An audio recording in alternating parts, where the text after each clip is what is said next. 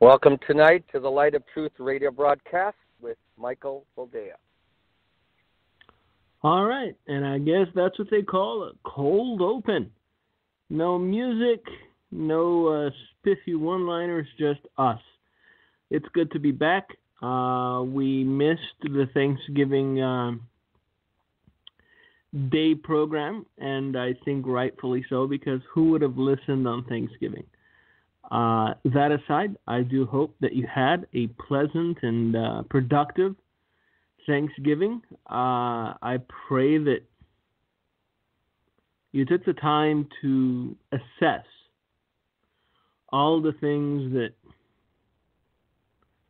you have in your life that you ought to be thankful for, because that's what I did. That's what me and the family did. We didn't cook a turkey because there wouldn't have been enough people to eat it. So we just cooked some fish, and myself, my wife, and Victoria, the 4-year-old, we went around the table telling what we were thankful for. And once you start to put it together, once you start to make a list, once you start to outline the small and great things alike, you come to the realization that you have a lot to be thankful for. Even in this world that seems to be growing more and more grotesque with each passing day, even in this world where darkness threatens to stifle light at every turn, we still have a lot to be thankful for. Because you can be thankful for the things that God has given you. You can be thankful for the blessings that God has bestowed upon you, and still fight the good fight, and still do your utmost to defend the truth, and still do your utmost to stand for the light. The two are not mutually exclusive. Because I had a conversation with a friend recently, and he's all, well, if you were thankful for so much, then why do you say the world's so bad? Well, again, because the two aren't mutually exclusive. I can be very thankful for all the things that God has given myself and my family, for our health and our blessing and each other. And at the same time, even simultaneously, look at the world around me and conclude that it has grown worse, that it is growing worse, that with each passing day something new, more disturbing than the last, pops up, and you're left to wonder, or at least wonder, how much worse it can get. What's the next shoe that's going to drop? And it's a difficult position that we're in, because I've thought about this a lot. You can't help someone that doesn't want to help themselves. That's the best way I can put it. If you have a generation and a society that's hell-bent on its own suicidal destruction, there really isn't much that you or I can do. I can't save you from you. I can show you a different path. I can tell you the truth as I know it to be. I can highlight the things that I see as destructive forces even within the church. But what I cannot do as an individual is save a person from themselves. And I think that this is the conundrum that we find ourselves in.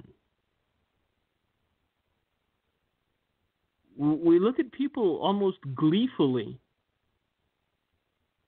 scotching to their own destruction.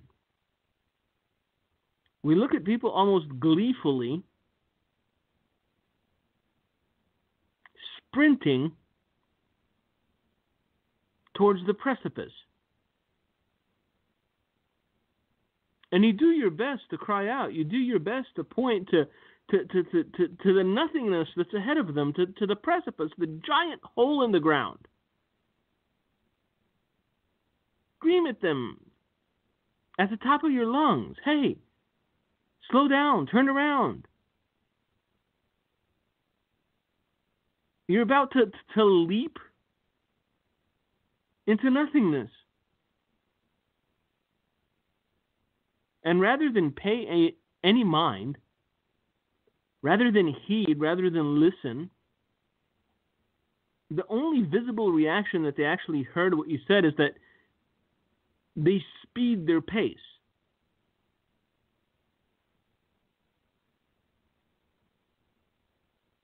We're living in a moment in time where all the alarm bells are going off. And yet the only thing that people are doing is increasing the pace at which they're advancing towards destruction. I know it doesn't seem like a happy message now, given that we're in the holiday season.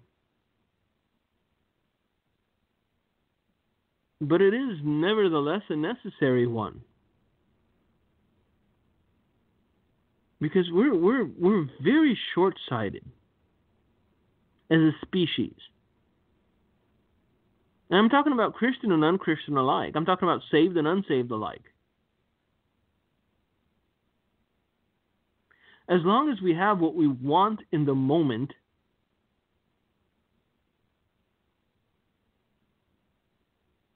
as long as things seem good in the moment, we pay no mind to the fact that certain pieces are being put into place wherein inevitable hardship is on the horizon. I'm trying to put this as gently as possible, and I think that's a good way of putting it. Inevitable hardship is on the horizon.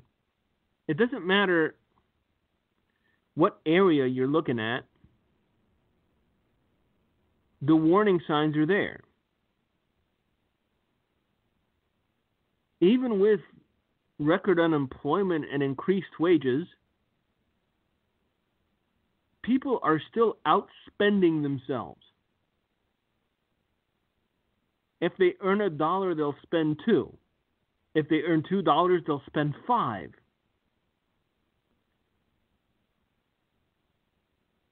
And every report that I'm seeing says that household debt has ballooned over the last year and a half. Even though wages have increased, even though there's a surplus of jobs, even though anyone that wants to work can work.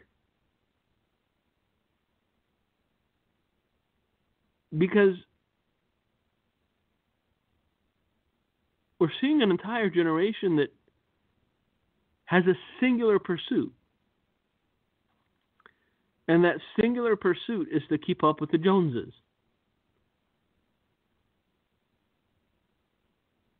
It doesn't matter that they're getting themselves into debt that they cannot pay. It doesn't matter that they're buying things they don't need. The only thing that matters is that for the moment, for an instant, for a blink of an eye, they can show off a shiny new phone that they overpaid for. Because it has an Apple logo on it or something.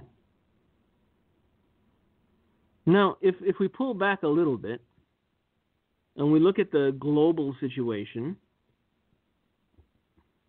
it's not any rosier and it's not any better. We're seeing the war of words between Iran and the U.S. escalating.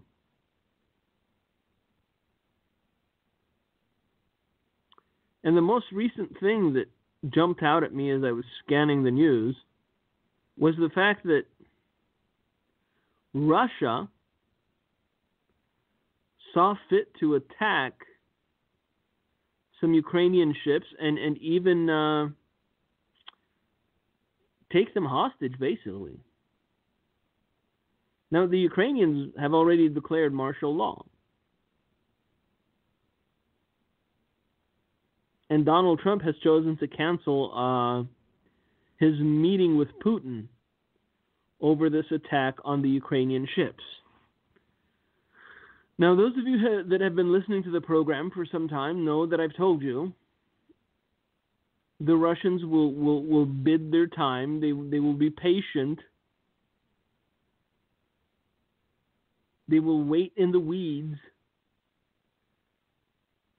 until they feel as though it is an opportune moment for them to flex their muscle. They will bite their tongue and come to heel as much as they can until they see an opportunity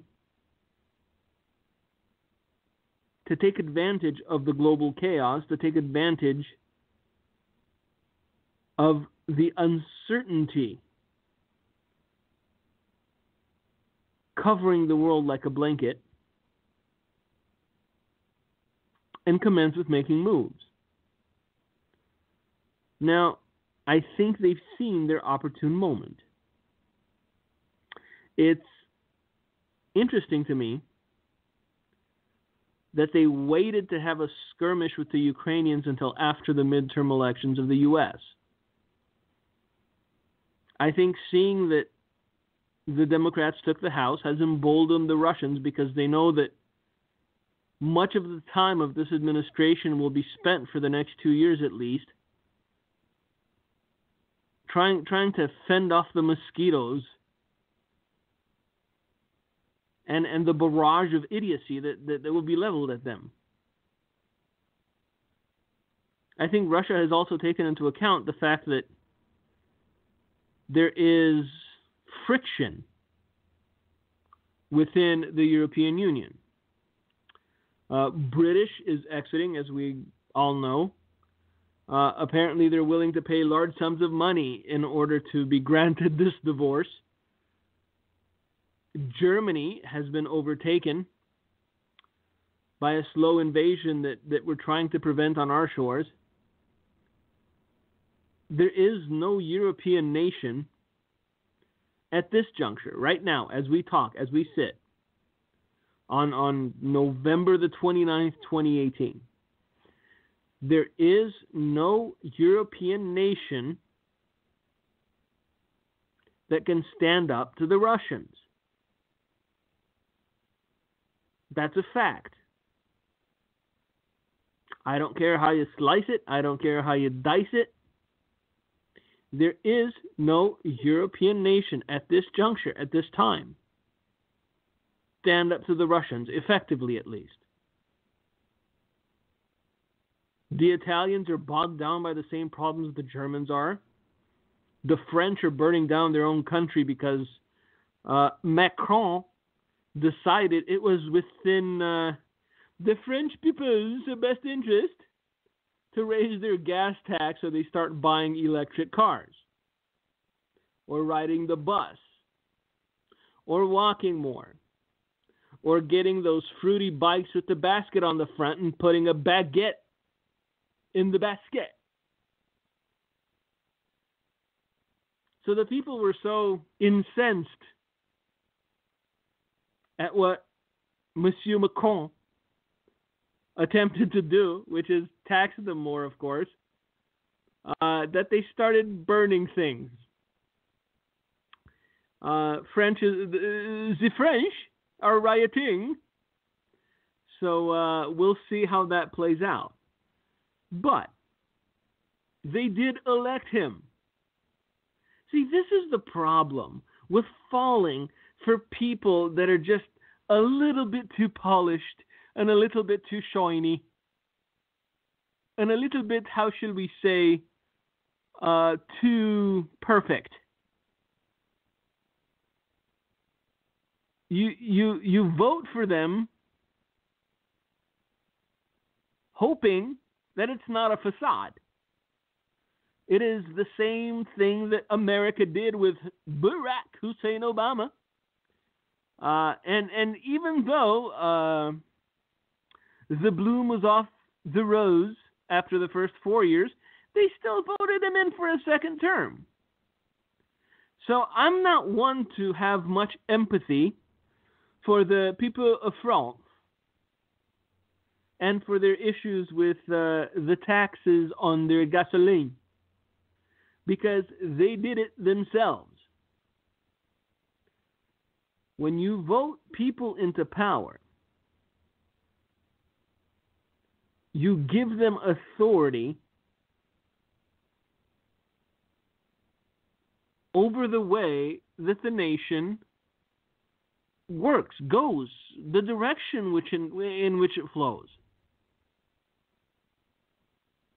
And apparently, the French people decided that Macron was the best choice to lead France into the future. And here is the future of France, getting taxed bloody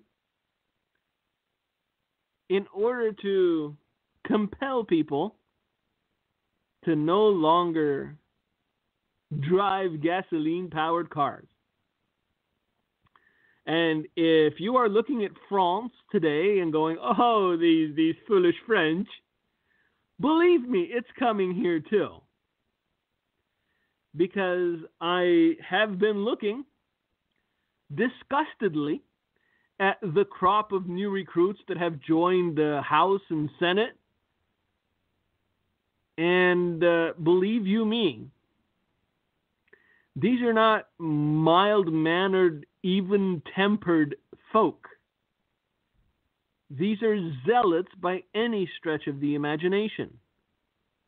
By any metric, these individuals are zealots, and they will attempt to legislate you into subjugation.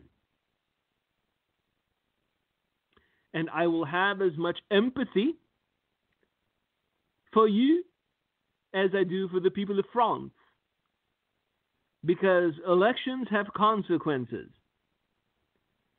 And if you couldn't be bothered to get out and cast a vote, well, here you go. You let 49% of the population decide on who is going to lead you. And the direction in which they're pointing is not bright or cheery. It still boggles the mind how many people insist that socialism is a utopia, when everywhere that it's been tried, it led to misery and death. But this is what happens when people are indoctrinated. It's not just being propagandized. You have a very large swath of this nation that is indoctrinated exactly in the same manner a Muslim zealot is indoctrinated to the point of going out and trying to kill an infidel.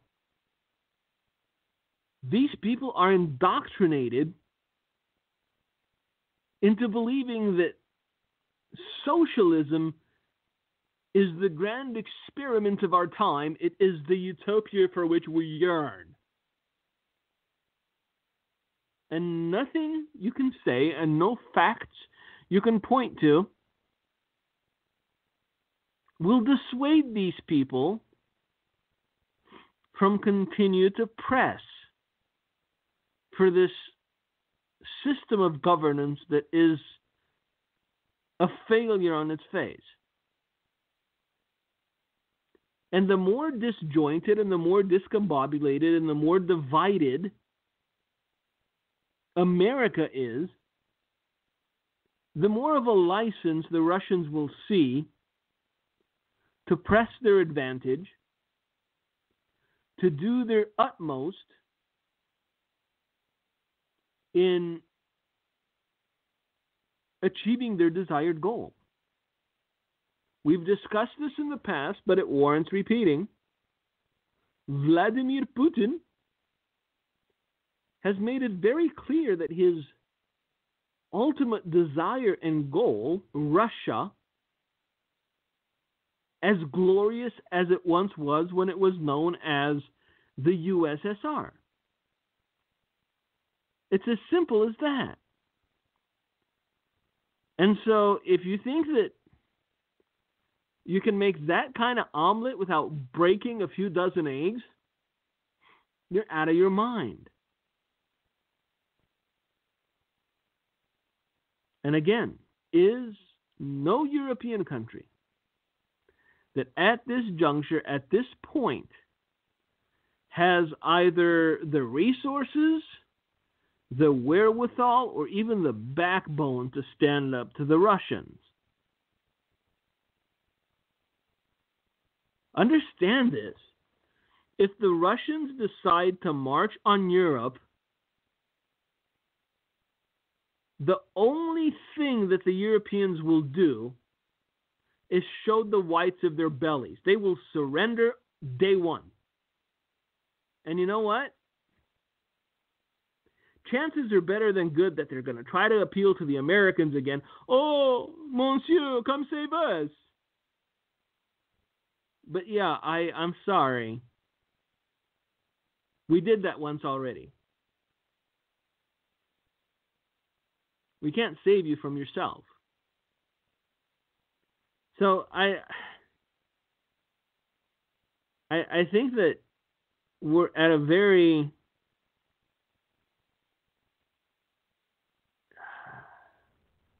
interesting crossroads. I'll say interesting. It's decisive is what it is. Because if the Russians continue to press this, if the Russians continue to push, if they continue to show aggressions towards the Ukrainians and see that they can get away with it, I do believe it's only a matter of time before they start to march on Europe. And I think they're seeing how divided America is. They're seeing that everything now has become politicized. Everything has become political. It doesn't matter if it's good for the nation. It doesn't matter if it's good for the world. As long as it's not good for Trump, as long as he's for it, we're against it. And it just boggles the mind how hatred can blind people to such an extent wherein they would work against their own self-interest. It seems that on her way to the G20, Madame Merkel had to make an emergency landing in Germany because there was something wrong with her plane. I think she just didn't want to go. There's very few politicians have the honor of mucking it up as thoroughly as Madame Merkel has. And I think if there's one bright spot over the last few weeks, it's the fact that this administration has learned from Germany's mistakes and has chosen to draw a line in the sand as far as what the media calls the migrant caravan is concerned.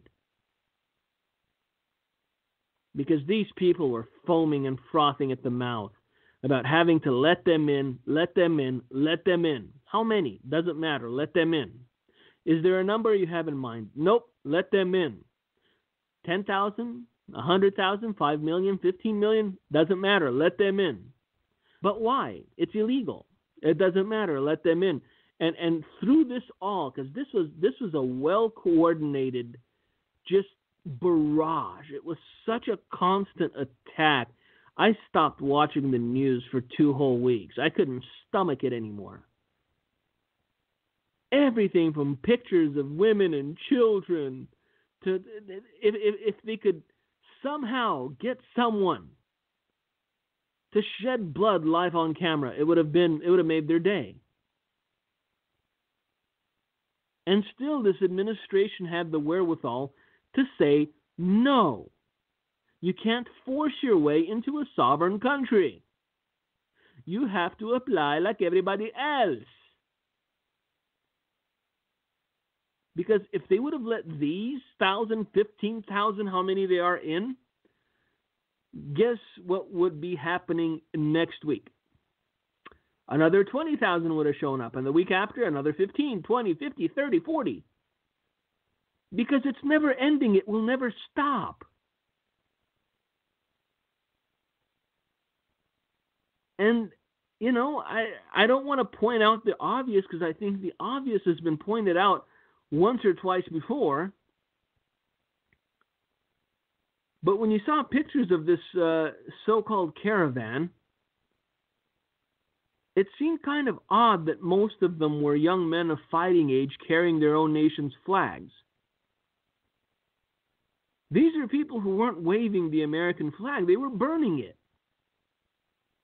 Now, pray tell, as an aside, if you despise a nation so much that you would take its flag and burn it for the world to see, why would you be so bent on coming to said nation? If you have such love for Nicaragua in your heart that you're carrying its flag, ¿por qué did you not stay in Nicaragua?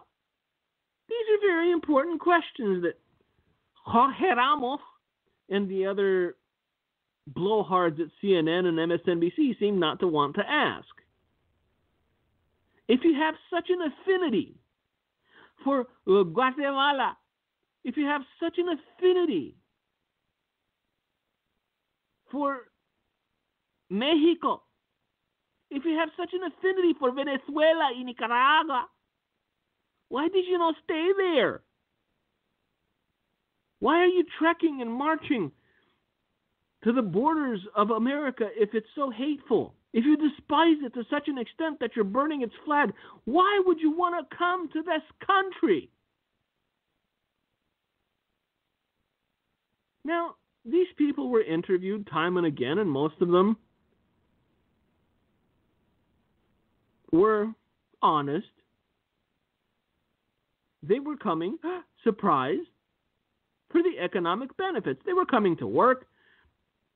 On the way here, they were taught how to, work the system, as the kids like to say. And I've seen some Facebook memes that say if you know what you're doing as an illegal, you can get up to $3,800 a month from the generous taxpayer of the United States of America.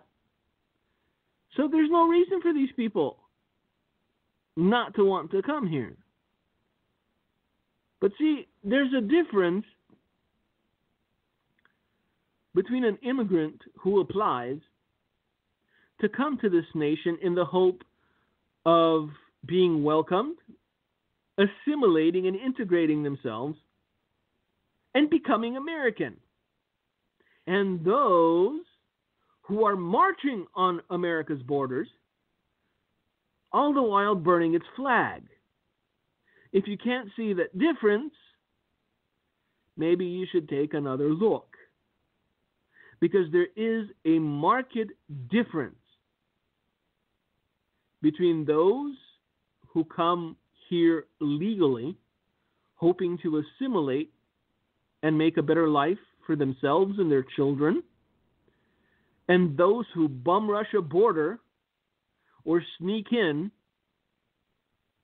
working for cash and sending all the money back to Guatemala and Nicaragua. There is. See, I'm all for legal immigration. I'm a legal immigrant. I came here when I was 9 years old. I didn't know why I was here. My mom and my dad and my two little brothers and my grandpa and grandma, we all landed in Los Angeles, California. We never once harbored any hatred for this country in our heart. I never once considered burning an American flag. Neither did my parents, neither did my grandparents. This nation welcomed us when our own nation kicked us out.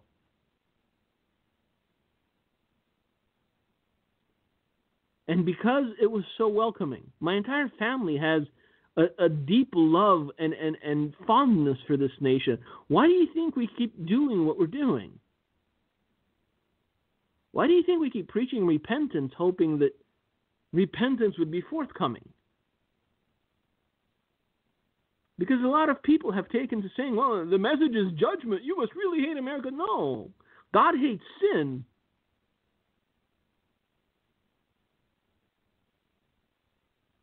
And God holds accountable those to whom much has been given. I don't hate America. I love America. This is why I'm doing my utmost to try to wake up the church and compel it to repentance. So, yes, as an immigrant, I don't understand the mindset wherein I'm trekking for 1,000 miles towards a nation whose flag I'm burning,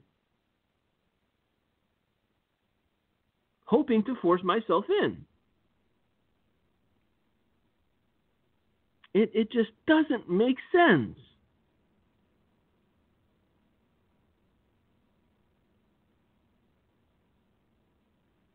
And meanwhile,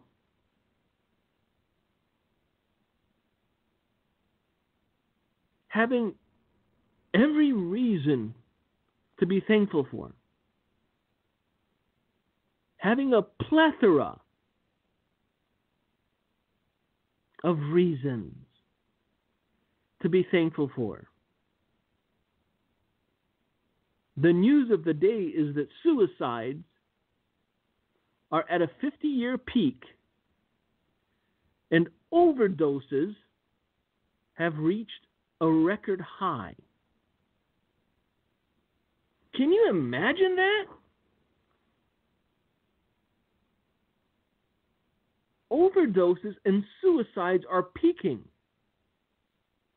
It wasn't happening during the Great Depression. It wasn't happening during the '07 meltdown. It's happening now. When, by every metric, the economy is booming. This is from the AP, and it says suicides and drug overdoses pushed up U.S. deaths last year and drove a continuing decline in how long Americans are expected to live.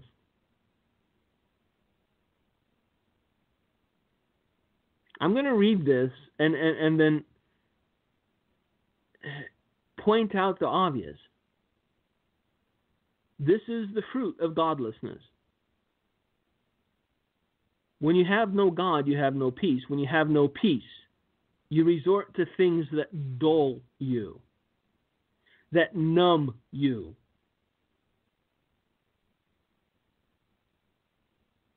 And this is just talking about drug overdoses. I don't know if it's legal or illegal drugs, but I run across enough people to tell you that it frightens me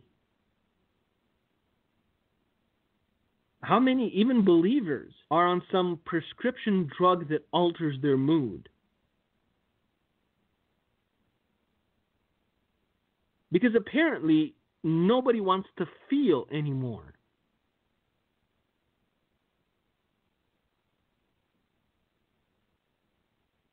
And when you're constant, when your baseline is numbness,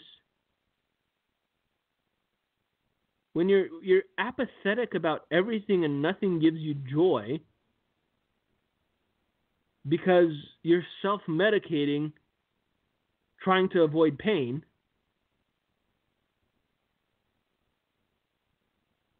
then the end result is suicide being at a 50-year peak. Look, God created man in such a wondrous way wherein we are meant to experience both joy and pain. We're meant to experience both excitement and trepidation. We're supposed to see bursts of color in black and white. But when everything day in and day out is just a dull gray, I couldn't imagine that either. Get into this. Suicides and drug overdoses pushed up U.S. deaths last year and drove a continuing decline in how long Americans are expected to live. Overall, there were more than 2.8 million U.S. deaths in 2017, or nearly 70,000 more than the previous year, the Centers for Disease Control and Prevention said Thursday. It was the most deaths in a single year since the government began counting more than a century ago. The increase partially reflects the nation's growing and aging population, but it's deaths in younger age groups, particularly middle-aged people, that have had the largest impact on calculations of life expectancy, experts say. These sobering statistics are a wake-up call that we are losing too many Americans too early and too often to conditions that are preventable. Dr. Robert Redfield of the CDC, actually the CDC's director, said in a statement, "The suicide death rate last year was the highest it's been in at least 50 years, according to U.S. government records. There were more than 47,000 suicides last year, up from a little under 45,000 the year before. So 47,000 people last year.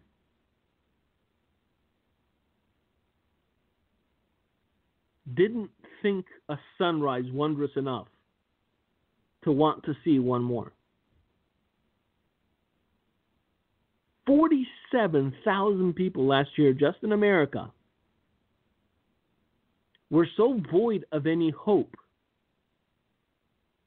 We're so void of any joy. We're so void purpose.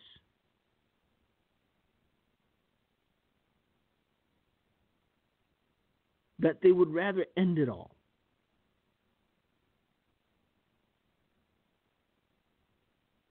And this is what godlessness begets us. And this is what hedonism begets us.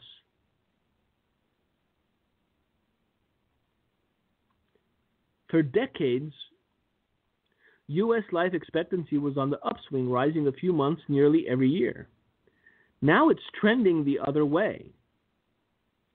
It fell in 2015, stayed level in 2016, and declined again last year, the CDC said. The nation is in the longest period of a generally declining life expectancy since the late 1910s, when World War I and the worst flu pandemic in modern history combined to kill nearly 1 million Americans. Life expectancy in 1918 was 39. Let that sink in. Life expectancy in 1918 was 39. Aside from that, we've never really seen anything like this, said Robert Anderson, who oversees CDC death statistics. In the nation's 10 leading causes of death, only the cancer death rate fell in 2017. Meanwhile, there were increases in 7 others: suicide, stroke, diabetes, Alzheimer's, flu and pneumonia, chronic lower respiratory diseases, and unintentional injuries. An underlying factor is that the death rate for heart disease, the nation's #1 killer, has stopped falling. In years past, declines in heart disease deaths were enough to offset increases in some other kind of deaths, but no longer, Anderson said. So what is driving it? Well, CDC officials did not speculate about what's behind declining life expectancy. But Dr. William Dietz, a disease prevention expert at George Washington University, sees a sense of hopelessness. Let that sink in. Financial struggles, a widening income gap, and divisive politics are all casting a pall over many Americans, he suggested. I really do believe that people are increasingly hopeless, and that leads to drug use. It leads potentially to suicide, he said. What is the root cause of hopelessness, doctor? It's not politics. It can't be the economy. It can't be joblessness. You see, but even someone with a doctorate is unwilling to concede a point. He's unwilling to look at the foundation of everything. And that is when God is absent from society. When God is absent from the individual,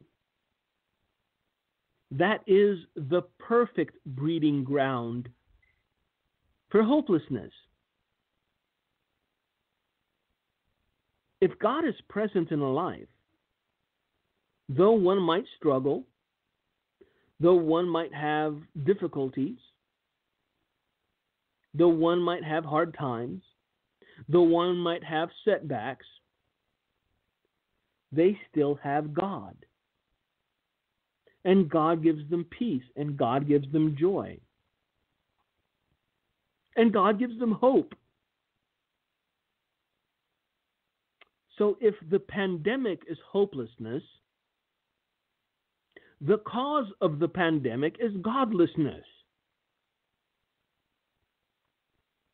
But see, this is something that no academic will ever agree with. This is a point that no academic will ever concede. Because in order for them to concede the fact that it is godlessness causing hopelessness, they would have to concede that these Christians that they looked down on, these Christians that they mocked, these Christians that they ridiculed for long and long, were right. They knew something after all. Their hope wasn't false. Their joy wasn't false. Their peace wasn't fabricated, living in an alternate universe. They had true peace. They had true joy that surpassed human understanding.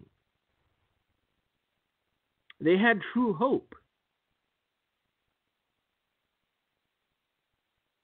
And so because man will not concede the fact that it is godlessness causing the epidemic of hopelessness, next year, if we're all still about, we will read a similar article with a similar tone. We will read that once again there was a leap in the suicide rate. And once again, doctors and academics will point to hopelessness and say, this is the cause of it. Yes, but what causes the hopelessness? What is the root cause? Absence of God. See, they did not believe that there would be consequences to taking God out of the schools. They did not believe that there would be consequences for taking prayer out of the schools. They did not believe that there would be consequences to stifling Christian speech. They did not believe there would be consequences to mocking Christ. They did not believe there would be consequences to looking down on those who followed after the book. They did not believe that there would be consequences to thinking themselves newly minted gods. These are the consequences of the aforementioned actions. Absence of God leads to hopelessness. And when a man has no hope, he has nothing left to live for. And more people experiencing this hopelessness.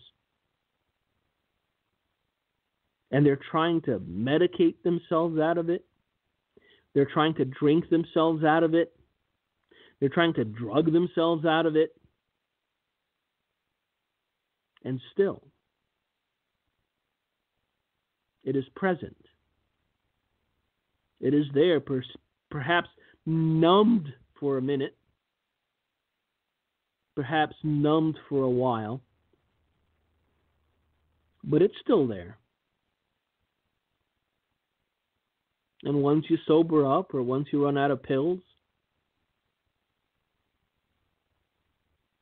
that hopelessness crashes on you again. We need the children of God to step up and present the remedy to hopelessness. And that is Christ. We need the children of God to step up and fiercely proclaim that there is no other way to peace. There is no other way to joy. There is no other way to hope than through Christ. For the life of me, I still do not understand why we are so hesitant, why we are so fearful of presenting people with hope. Because judging by these statistics, there's a high demand and a short supply.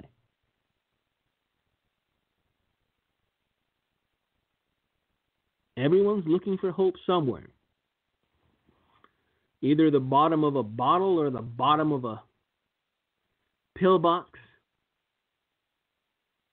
or the tip of a needle. They're looking for hope.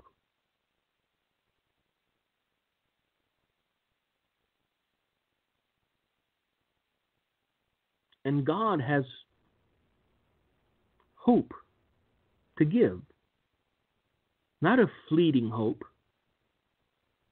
Not a momentary high that diminishes with time, but true hope. Hope that lasts. Hope that subsists. Hope that endures. Hope that is unshakable.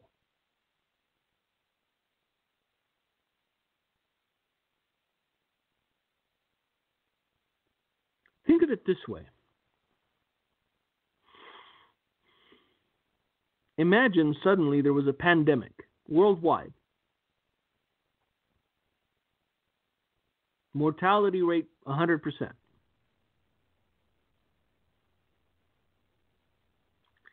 And there was a group of people possessed the antidote to this pandemic. It cost them nothing to produce.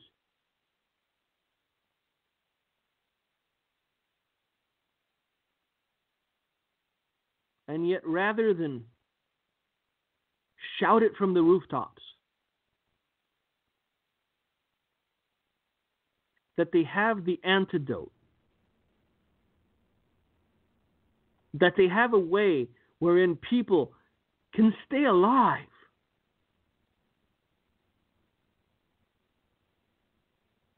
they slink in the corners, fearful of opening their mouths, watching people to the left and the right of them perish.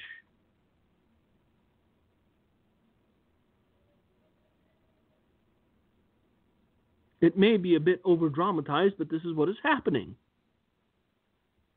The church has the antidote to hopelessness.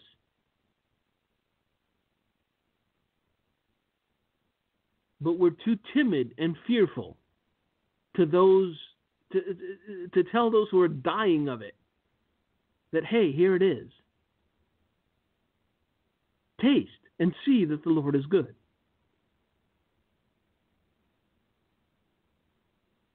We have the antidote to the hopelessness that is causing a 50-year peak in suicides. We have the antidote to the hopelessness that is causing people of all ages and races and even economic strata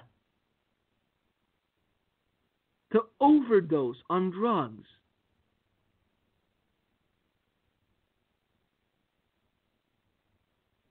And yet, what are we doing with it? I know that this hits home to some of you. But it's the reality that we're living. I wanted to talk about this particular article and put it in this frame, in this context.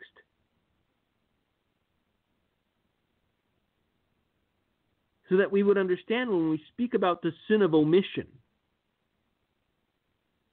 being held accountable for what we could have done but did not do.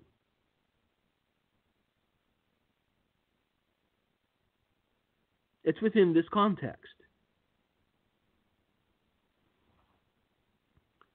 You possess the antidote to hopelessness.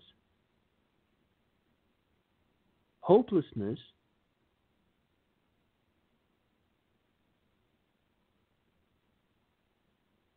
is solely responsible for the highest suicide rate in 50 years in this country.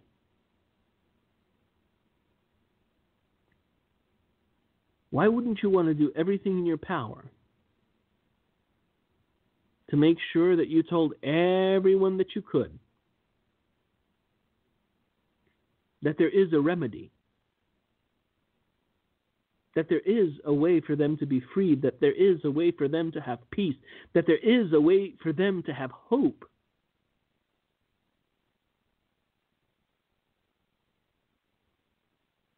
That there is a way for them to be complete.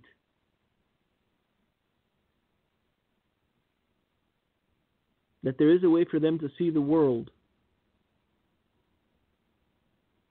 in color. To be in awe of a sunrise, to be in awe of a sunset, to smile with their heart at seeing their 1-year-old baby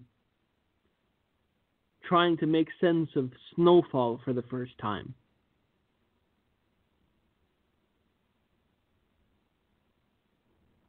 God offers hope.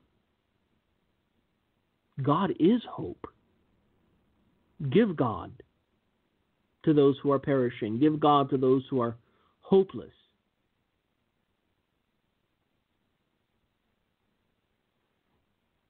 And though 1 out of 10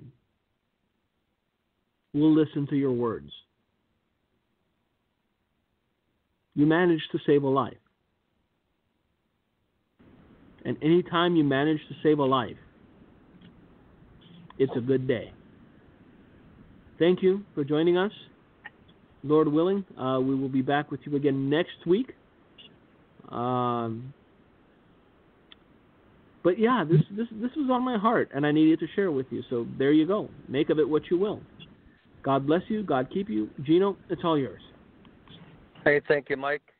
And I do totally agree. People need hope. Consider strongly in your area where you live, to be a light. Pray for those people that are struggling. In the last year, I know personally I've dealt with 4 or 5 people that were suicidal. And thankfully, through prayer, actually going right to their home in some situations, God stopped all of them from committing suicide. And now some of them are getting help with their alcohol problem.